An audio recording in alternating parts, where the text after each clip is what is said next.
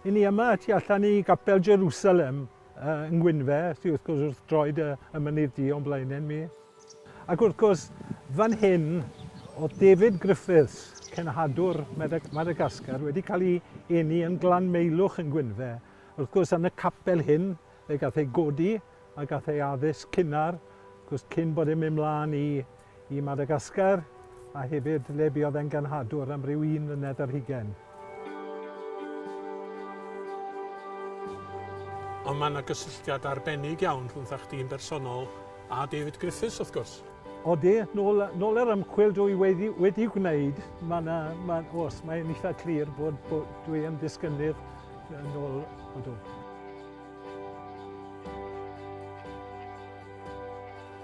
Yn ychwanegol at fynd i'r genhadaeth a mynd i Madagascar, mi ddaru David Griffiths gwrs gwneud un cymwynas fawr iawn a phobl yr ynys. Mi ddaru fo gyflawni campwaith. Felly di ddweud mwy wrthyn ni am hynny? David Griffiths oedd y cyntaf i gyfieithu'r Beibl mewn i'r iaith Malagasy.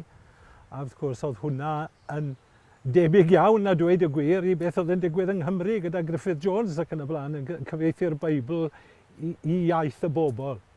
A hefyd wrth gwrs fe nath greu y geiriadur o Fadagascar i'r Saesneg yn ystod. A oedd a'i wraig hefyd, ei wraig yn weithgar iawn, wedi sefydlu ysgolion allan yn Madagascar.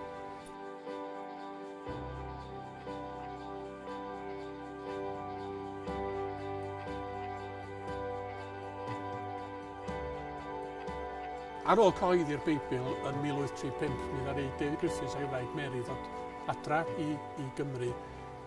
Be ddigwyddodd wedyn?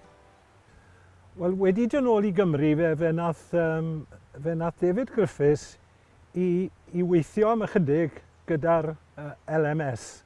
Wrth gwrs, gweithio gyda rhywun o enw George Freeman oedd yn creu'r geiriadur. Ond wrth gwrs, David Griffiths nath rhan fwyaf o'r gwaith, oherwydd bu George Freeman farw yn eitha cynnar.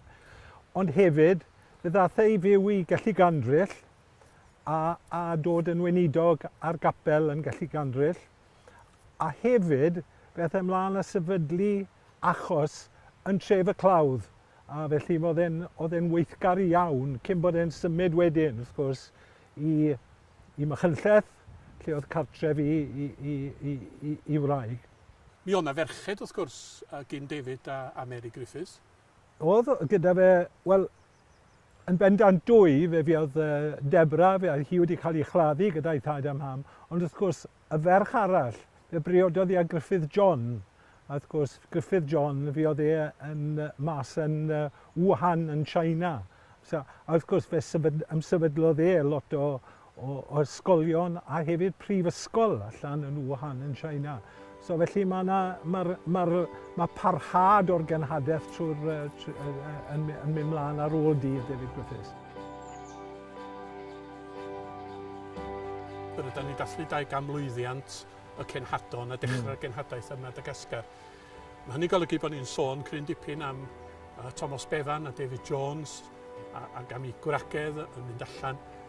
Oes na beryg yn bod ni yn anghofio David Griffiths yn arbennig am bod o'n perthyn fel petai i'r ail don o bobl ath allan i'r ynys?